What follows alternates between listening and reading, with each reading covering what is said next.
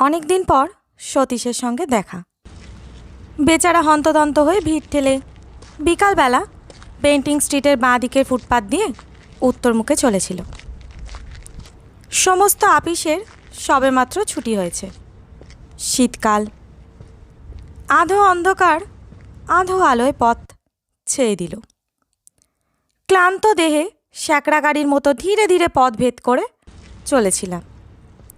সহসা সতীশকে দেখে ওর জামাটা চেপে ধরে চিৎকার করে উঠলাম, আরে সতীশ যে! সতীশ সবিস্ময়ে আমার পানে চেয়ে বলে উঠল, মাই গড, আমি তোমাকেই খুঁজছিলাম। বললাম, তার প্রমাণ? আমাকে ধাক্কা দিয়ে তুমি চলে গেছিলে, আরেকটু হলে ভাগ্যিস ডাকলাম। সরি, আমি একটু বিশেষ ব্যস্ত। তা সে বুঝতেই পারছি। তা কোথায় চলেছো শুনি? তোমাকেও আমার সঙ্গে যেতে হবে, বেশি দূর নয়, যাবার পথে সব বলবো। আশ্চর্য! না বললে শুনবো না, জোর করে নিয়ে যাব। ছেলেবেলা থেকেই সতীশকে চিনি। কথা অনুযায়ী সে কাজ করে, আর শরীরে কিছু বল থাকায় প্রায় ক্ষেত্রে সে বলপ্রয়োগ করে স্বার্থসিদ্ধি করতে ভোলে না। অগত্যা তার সঙ্গেই যেতে হলো। তার গন্তব্যস্থান খুব নিকটেই ছিল এবং সে তার উদ্দেশ্য খুব সংক্ষেপেই ব্যক্ত করল। সেদিন সকালে খবরের কাগজে বেচাকেনার কলমে একটি বিজ্ঞাপন ছিল। একটি অতি আধুনিক এবং রহস্যজনক চীন দেশীয় খাট অধিক মূল্যদাতাকে বিক্রয় করা হইবে। জগতে ইহা অদ্বিতীয়, সুযোগ হারাইলে অনুশোচনা করিতে হইবে। 2/3 স্ট্রিট। সতীশ তার পকেট থেকে বিজ্ঞাপনটি বার করে বলল, পড়ো। বুঝলাম। তার রহস্যজনক শব্দটার মানে কি? ওইটাই তো আমায় ভাবিয়ে তুলেছে। কোনো হদিশ করে উঠতে পারছি না। সতীশ চলছিল রাস্তার নাম দেখতে দেখতে। হঠাৎ সে লাফিয়ে উঠল। পেয়েছি, এই গলি।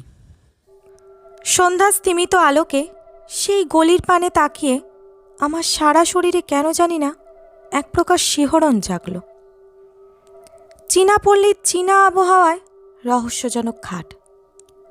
সতীশের হাতটা ধরে বললাম, খাটে কাজ নেই সতীশ, চলো ফিরে যাই।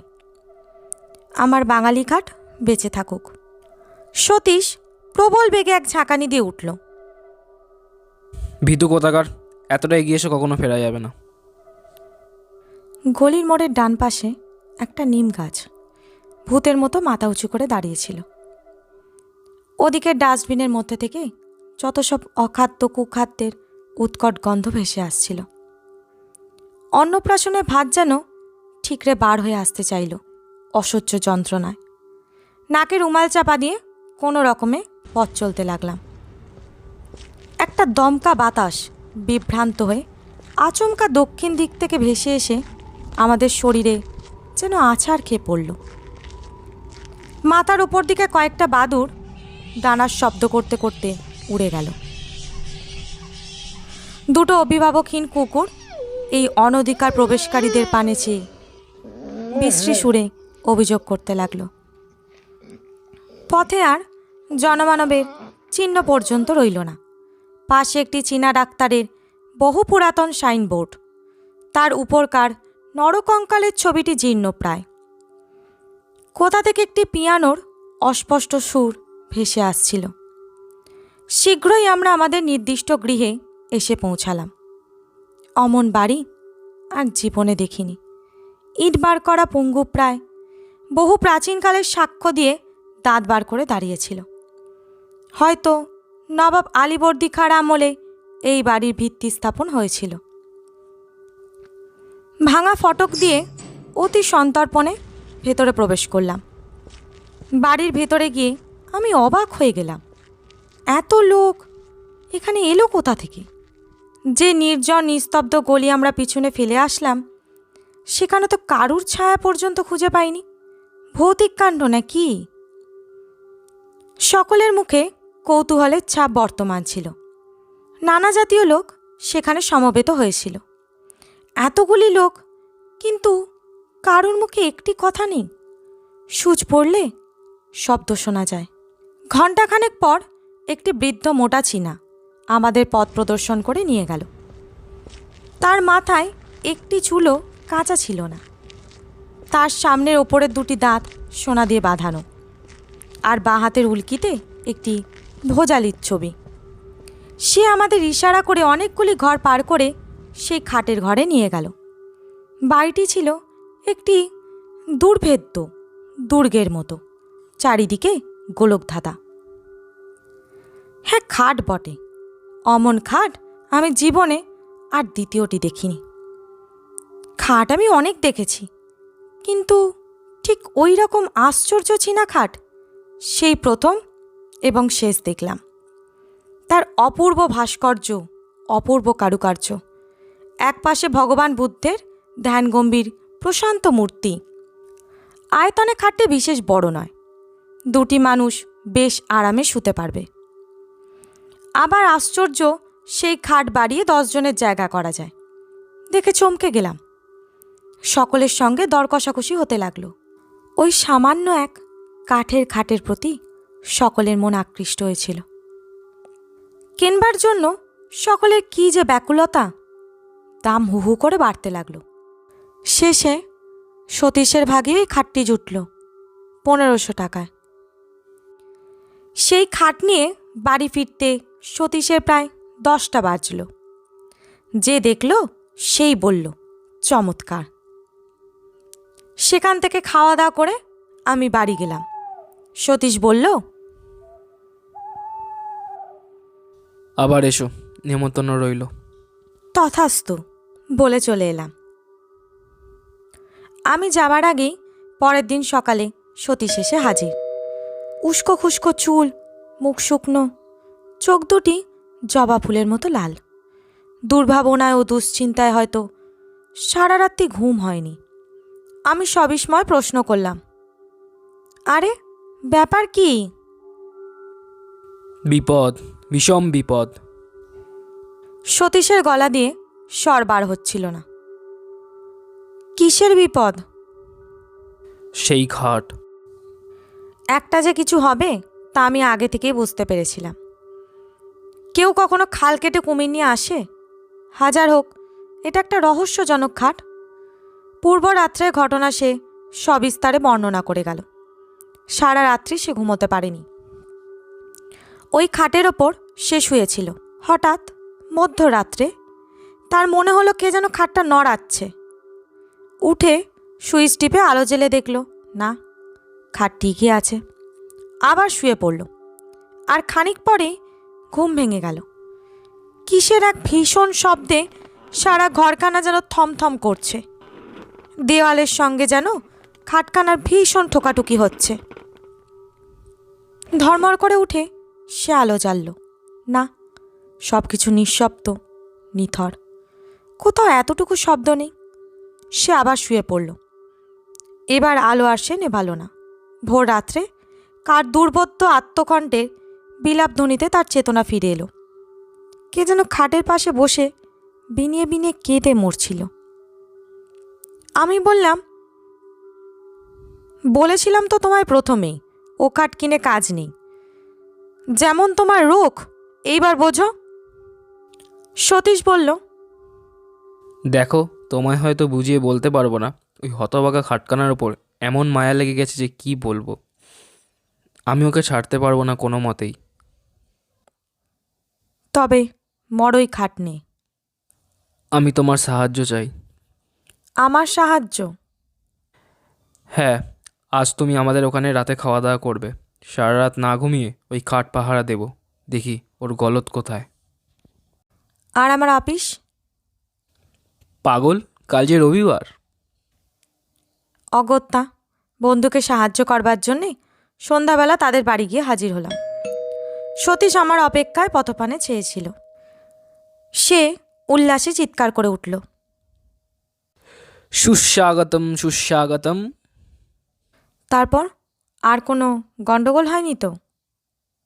না, দিনের বেলা গণ্ডগোল হওয়ার মতো কোনো কারণ নেই। সতীশের মা বললেন, দেখো দেখি, এত বলছি, যা খাট বিক্রি করে দে। তা আমার কথা যদিও শুনেছে। সতীশ বলল, বলছো কি মা, ভয় পেয়ে 1500 টাকার খাটটা বিক্রি করে দেবো? খাওয়া দাওয়া সেরে রাত্রি জাগবার সাজ সরঞ্জাম নিয়ে আমরা দুটি বন্ধুতে খাটের ওপরে গিয়ে বসলাম। আমার হাতে দীনেন রায়ের ডিটেকটিভ উপন্যাস আর সতীশের হাতে হেলথ অ্যান্ড হাইজিন। রাত্রি ক্রমে ক্রমে বাড়তে লাগলো। ঠিক হলো, আগে সতীশ ঘুমোবে আর আমি জাগব, তারপর সতীশ জাগবে আর আমি ঘুমোবো। বইখানা খুলে আমি বসে রইলাম। পড়তে পারলাম না একটি অক্ষরও। এক দৃষ্টিতে তাকিয়ে রইলাম। চারদিকে কান খাড়া করে বসে রইলাম ভয় ভয়। এতটুকু শব্দে থেকে থেকে চমকে উঠছিলাম। ওই বুঝি সেই অবদেবতা আমার গলাটি ডিলে টিপে। কাঁদের বাড়ির ঘড়িতে সুর করে 2টো বেজে গেল। হঠাৎ মনে হলো কে যেন বাইরে বারান্দায় চলে বেড়াচ্ছে। তার পদশব্দ বেশ স্পষ্ট হয়ে উঠল। আমার সারা শরীর দোল দিয়ে উঠল, লোমগুলো খাড়া হয়ে উঠল। হঠাৎ সশব্দে খোলা জানলাটা বন্ধ হয়ে গেল। মুহূর্তে বোধ হলো আমি যেন শূন্যে উঠে গেছি। আমার জ্ঞান লোপ পেয়ে গেছে। আমি মৃত না জীবিত তাও ঘোর সন্দেহের বিষয় হয়ে উঠল। আমি সভয়ে ডেকে উঠলাম, সতীশ, সতীশ! সতীশ ধর্মর করে উঠে বসল। ব্যাপার কি? ভয় ও বিস্ময়ে আমার মুখ দিয়ে কোনো কথা বেরোলো না। সতীশ আমার 2 কাঁধে হাত দিয়ে নাড়া দিয়ে ডাকল। আমি আঙুল দিয়ে কপালের ঘাম মুছে বললাম, ওহ, যা ভয় পেয়েছিলাম। তা তো বুঝতেই পারছি। যাক, আর তোমায় জাগতে হবে না, তুমি ঘুমো, আমি জেগে বসে আছি। না, আমারও ঘুমিয়ে কাজ নেই। আর তাছাড়া ঘুমও আর হবে না আদৌ। ভীতু কোথাকার! তারপর ভীতু আমি ও সতীশ দেওয়ালে ঠ্যাসান দিয়ে বসে রইলাম। আমরা দুজনেই নিঃশব্দে জেগে রইলাম। কেউই একটি কথাও কইলাম না। আমি খোলা জানলা দিয়ে বাইরের টুকরো আকাশের পানে এক দৃষ্টে তাকিয়ে রইলাম। অসংখ্য তারকা মিটমিট করে জ্বলছিল। বোধহয় তারা যেন আমাদের বিপদে ফিকফিক করে হাসছিল। আমরা চুপটি করে বসে আছি, এমন সময় হঠাৎ ইলেকট্রিকের আলো দপ করে নিভে গেল। আমরা সমস্বরে বলে উঠলাম, কে? বোধ হলো কে যেন মেন সুইচ বন্ধ করে দিয়েছে। হঠাৎ এক উৎকট হাসিতে সারা ঘর রিরি করে উঠল। অমন হাসি আমি জীবনে কাউকে হাসতে দেখিনি। হাসি যেন আর শেষ হতে চায় না। সে কি বিকট শব্দ!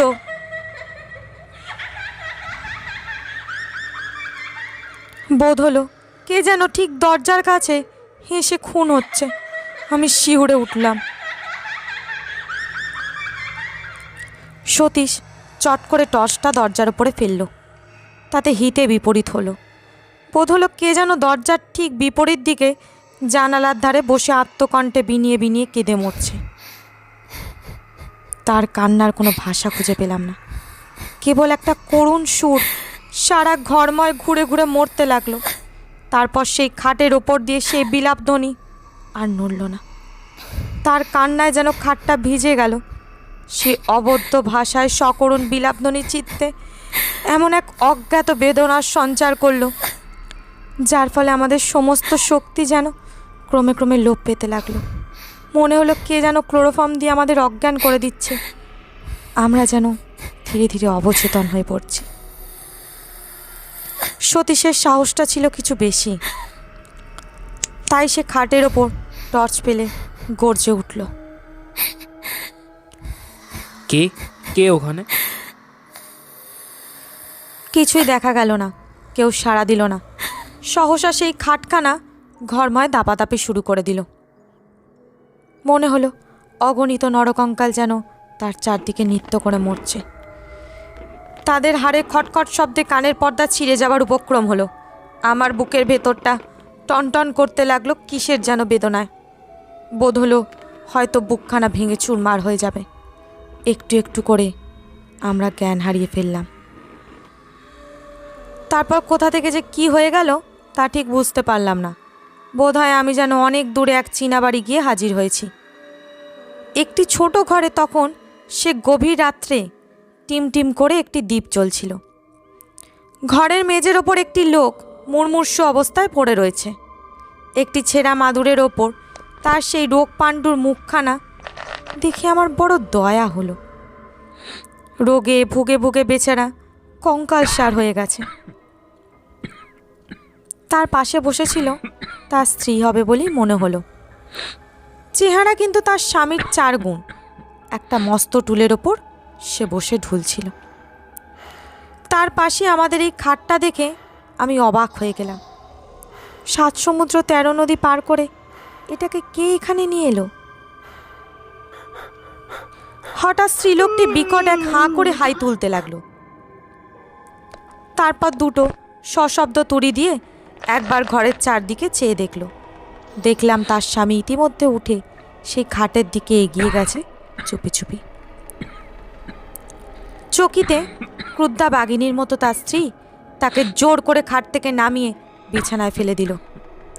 সে ভীষণভাবে গর্জন করতে লাগলো আর স্বামী ব্যাকুলভাবে অনুনয় করতে লাগলো ওই খাটের পানে অঙ্গুলি সংকেত করে। বোধহয় সে চায় খাটে উঠতে, কিন্তু তার স্ত্রী তাকে কিছুতেই উঠতে দেবে না। উত্তেজনায় কাঁচতে কাঁচতে তার মুখ দিয়ে এক ঝলক রক্ত বেরিয়ে এলো। আমি শিউরে উঠলাম। তারপর লোকটার মাথাটা বিছানায় লুটিয়ে এলো আর সে উঠল না। তার স্ত্রী তার পাশে বসে বিনিয়ে বিনিয়ে কাঁদতে লাগলো।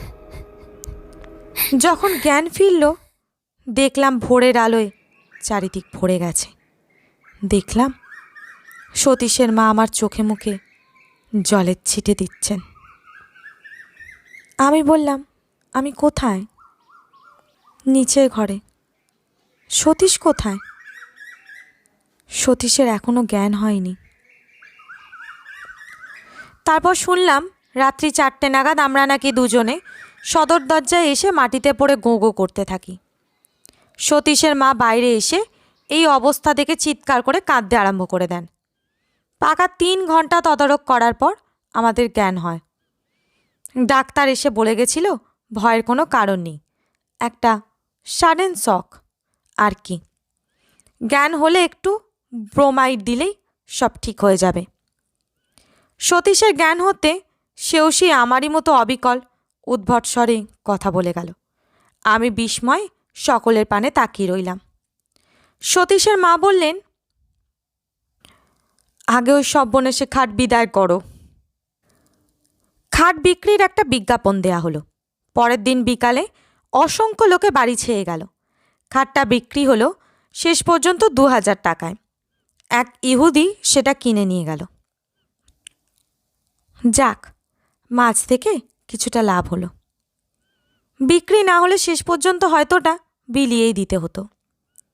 এখনো মাঝে মাঝে সেই রহস্যজনক খাটের কথা ভাবি। একবার মনে হয় সেটা এখন কার কাছে খোঁজ করি। এই অতৃপ্ত আত্মা যাকে তার দুর্দান্ত স্ত্রী কোনো ক্রমেই ব্যাধির ভয়ে খাটের ওপর জীবিত অবস্থায় শুতে দেয়নি, সে কি আজ তৃপ্ত হয়েছে, না এখনও সে ওই খাটের পেছনে প্রতি রাত্রে ঘুরে ঘুরে মরে, কাউকে ওর ওপর শুতে দেবে না বলে? সমাপ্ত।